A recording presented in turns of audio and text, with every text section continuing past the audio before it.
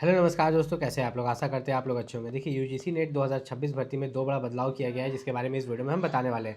तो सबसे पहला बड़ा बदलाव क्या किया गया है यूजीसी नेट 2026 को लेकर, तो आप यहाँ पर समझ लीजिए। देखिए सबसे पहला बड़ा बदलाव ये किया गया है कि यूजीसी नेट 2026 में अगर आप फॉर्म अप्लाई कर रहे हैं किन के लिए, जीआरएफ के लिए, जूनियर रिसर्च फेलोशिप या असिस्टेंट प्रोफेसर। ध्यान से समझिएगा, इन दोनों के लिए ही चेंजेस यहाँ पर किया गया है कि अगर आप अप्लाई करते हैं तो यहाँ पर दोनों में क्या होता है। जीआरएफ में क्या होता है कि आपको यहाँ पर जो है स्टेपेंड मिलता है, जो कि 37,000 पर मंथ होता है, और असिस्टेंट प्रोफेसर में जो है आपको जॉब करने का मौका मिलता है। लेकिन बहुत कोई इसका फ़ायदा उठा रहे थे, जिसको लेके कुछ नए नियम लाए गए हैं। अब जो लोग भी रिजर्व्ड कैटेगरी से होंगे, जैसे कि ओबीसी, एससी, एसटी और ईडब्ल्यूएस, और जो भी फॉर्म अप्लाई का लास्ट डेट होगा, लास्ट डेट से पहले अगर वो सेंट्रल लेवल का कास्ट सर्टिफिकेट नहीं दे पाएंगे तो उनको आगे चल के जेआरएफ नहीं मिलेगा और असिस्टेंट प्रोफेसर के रूप में यहाँ पर जॉब नहीं मिलेगा। तो कैसे क्या होगा, चलिए हम इस वीडियो में आपको बताते हैं। और दूसरा बदलाव किया गया है उसको भी पहले हम आपको बता देते हैं। दूसरा बदलाव किया गया है कि अगर आप यूजीसी नेट में फॉर्म अप्लाई करना चाहते हैं, आपको पता है कि साल में दो बार होता है। एक बार इसका एग्जाम जून में होता है और एक बार दिसंबर में आपका एग्जाम होता है। तो जिसका जून में एग्जाम होगा उसके लिए फॉर्म कब निकलेगा, मई में। बस एक महीना पहले यहाँ पर फॉर्म निकाल दिया जाता है। मान लो आप तीन अलग अलग एग्जाम की तैयारी करते हो, तो पहले आपको कितना दिक्कत होता था, टेक्स्ट बुक में तीन अलग अलग पास खरीदना पड़ता था। लेकिन अब ये नहीं होगा। अब आपके लिए यहाँ पर बहुत ही बड़ी खुशखबरी आ गई है टेक्स्ट बुक की तरफ से। आपको कोई भी प्लेटफॉर्म फी भी यहाँ पर टेक्स्ट बुक पर नहीं लगने वाला कोर्स खरीदने के बाद। और जो आपके तीन अलग अलग तरह के पास थे, टेक्स्ट बुक पास प्रो या पास प्रो मैक्स या पास इलाइट, अब वो सबको मिला के एक पास बना दिया गया है। अगर आप किसी भी एग्जाम की तैयारी कर रहे हैं, मान लो अभी आप एसएससी की कर रहे हो, banking, railway, UPSC, state level exams, तो आपका बस वही एक ही पास से काम हो जाएगा और कोई भी प्लेटफॉर्म फी पास खरीदने के बाद यहाँ पर नहीं लगने वाला। और सबसे खुशी की बात यह है कि जो पुराने यूजर्स हैं तो उनको यहाँ पर अलग से कुछ नहीं खरीदना होगा, बस ऐप को अपडेट करना होगा। और जो नए यूजर्स हैं जो कि ये टेक्स्ट बुक का नया वाला पास लेना चाहते हैं, जो कि ऑल इन वन पास है, तो उनको भी यहाँ पर कुछ नहीं करना होगा, बस जाके ऐप पर जाके ऐप डाउनलोड करना होगा। टेक्स्ट बुक का ऐप डाउनलोड कीजिए और वहाँ से वह पास को यहाँ पर आप खरीद सकते हैं, जो कि ऑल इन वन पास है। अब इस पास की क्या खासियत है, इसमें एक ही पास में आपको सब कुछ मिल जाएगा।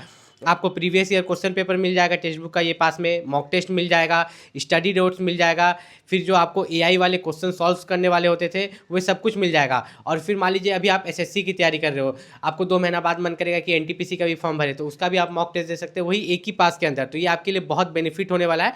आप पुराने यूजर्स हो तो ऐप को अपडेट कर सकते हो। अगर आप नए यूज़र हो, आप टेक्स्ट बुक का ये नया वाला पास लेना चाहते हो ऑल इन वन वाला, तो इसके लिए आप जाके टेक्स्ट बुक ऐप को डाउनलोड कर सकते हो और उस पास को परचेस कर सकते हैं। और अभी आपका अप्रैल चल रहा है, ठीक है। आपका अभी यहाँ पर 15 अप्रैल है और मई में यहाँ पर फॉर्म आपको देखने को मिल जाएगा शुरुआत में ही, ठीक है। आपको मई के फर्स्ट वीक में आपको यूजीसी नेट का फॉर्म यहाँ पर देखने को मिल जाएगा। अब यहाँ पर सबसे खास बात क्या है कि आपको लगता है कि आपने पोस्ट ग्रेजुएट डिग्री किया होगा या मास्टर्स किया होगा तभी अप्लाई कर सकते हैं, नहीं।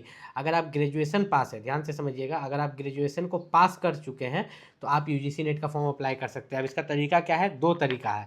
अब ये दो तरीका क्या है, पहला तरीका ये है कि यहाँ पर अगर आप यूजीसी नेट के लिए फॉर्म अप्लाई करना चाहते हैं, आप ग्रेजुएशन पास हैं, तो आपको क्या करना होगा कि आप फॉर्म अप्लाई कर दीजिए और पीजी में एडमिशन ले लीजिए। क्या ले लीजिए, एडमिशन।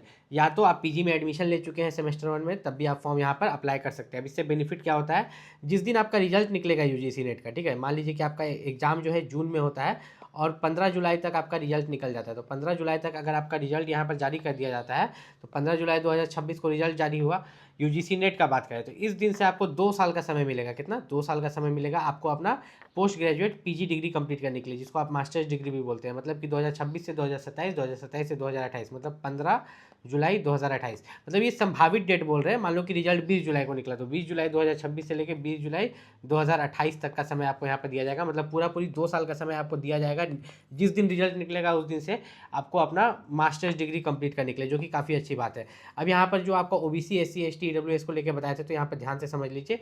देखिए मेनली क्या होता है ना कि जेआरएफ में, ठीक है, जूनियर रिसर्च फेलोशिप में जो आपको पैसा मिलता है 37,000 पर मंथ मिलता है 2 साल के लिए। आप तो सोचेंगे कि पीएचडी 5 साल का होता है, तो हाँ 5 साल का होता है। तो बाकी का जो 3 साल होता है वो एसआरएफ होता है, ठीक है। पहला 2 साल जेआरएफ और बाकी का 3 साल जो है उसको सीनियर रिसर्च फेलोशिप बोलते हैं, जिसमें आपको लगभग 42,000 पर मंथ स्टाइपेंड मिलता है। हर महीना की बात करें तो यहाँ पर 2 साल में अगर महीना को मल्टीप्लाई करें तो गुना 24 कर देंगे, और यहाँ पर गुना 3 साल का गुना 36 कर देंगे, तो यहाँ पर आपका कितना आ जाएगा, लगभग 8,88,000 यहाँ पर आ जाएगा, ठीक। और 3 साल का यहाँ पर कितना हो जाएगा पैसा, 42,000 के हिसाब से यहाँ पर लगभग 15 लाख के आसपास आ जाएगा, ठीक है, 15,12,000। और दोनों को जोड़िएगा अगर तो यहाँ पर आपका 24 लाख आ जाता है। कितना? 24 लाख रुपया आपको 5 साल में मिल जाता है आपका अपना पीएचडी करते करते। अब ये जो 24 लाख रुपया मिलता है इसके ऊपर से भी कुछ पैसा मिलता है, 10,000 रुपया सालाना आपको मिलता है, जिसको कॉन्टीजेंसी ग्रांट बोलते हैं, ठीक है।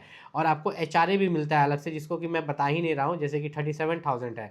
तो आपका सिटी के हिसाब से 8%, कहीं पर 8% मिलता है, कहीं पर 16, कहीं पर 24%, अधिकतर बड़ा सिटी में 24%। तो 24% अगर आप निकालिएगा तो ये कितना हो जाता है आपका? लगभग 8,000 के आसपास हो जाता है पर मंथ, ठीक है। पर मंथ रहने के लिए भी आपको खर्चा अलग से यहाँ पर दिया जाता है, जो कि काफ़ी अच्छी बात है। लेकिन इसके लिए एक शर्त रखा गया है, क्योंकि आपको यहाँ पर जो है आपकी कैटेगरी के हिसाब से कटअप जाता है, ठीक है। जैसे कि यहाँ पर हम लिख देते हैं जनरल, ओबीसी, एससी, एसटी और ईडब्ल्यूएस। तो सब्जेक्ट वाइज भी अलग अलग कटा जाता है, लेकिन कैटेगरी वाइज भी। अब 300 मार्क्स का जो एग्जाम होता है, जनरल वाला को बहुत मेहनत करके यहाँ पर 280 लाना पड़ता है। ओबीसी वाला का पता चलता है कि 270 पर जीआरएफ मिल गया।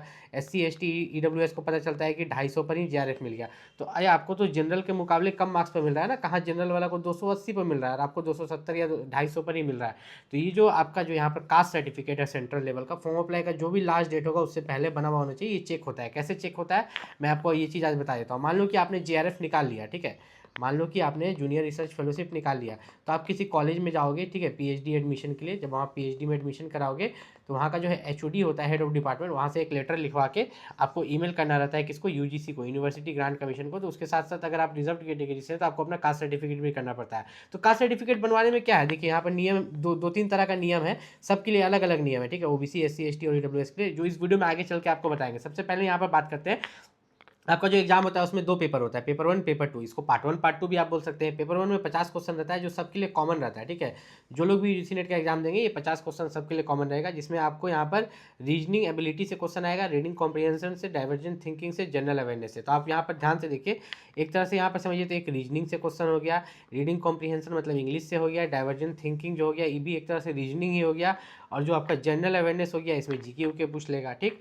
तो ये तो चलो सबको आएंगे 50 क्वेश्चन। ये जो 100 क्वेश्चन है ये डोमेन नॉलेज के हिसाब से आता है। डोमेन नॉलेज मतलब जो आपने अपना ग्रेजुएशन के समय और पीजी के समय पढ़ा होगा वो। मान लो आपने हिस्ट्री पढ़ा, ज्योग्राफी पढ़ा है, इंग्लिश पढ़ा है, हिंदी पढ़ा है, जो भी सब्जेक्ट आपने पढ़ा है ग्रेजुएशन और पीजी के समय, उसी से क्वेश्चन पूछे जाएंगे।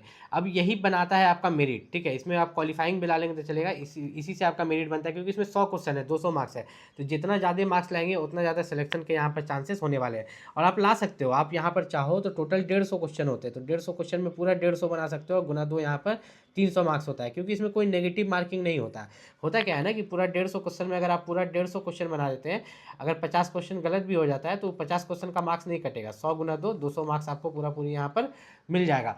तो नेगेटिव मार्किंग नहीं है। तो मैं यही सलाह दूंगा कि पूरा 150 में 150 क्वेश्चन बना के आइएगा, एक भी क्वेश्चन मत यहाँ पर छोड़िएगा, ठीक है।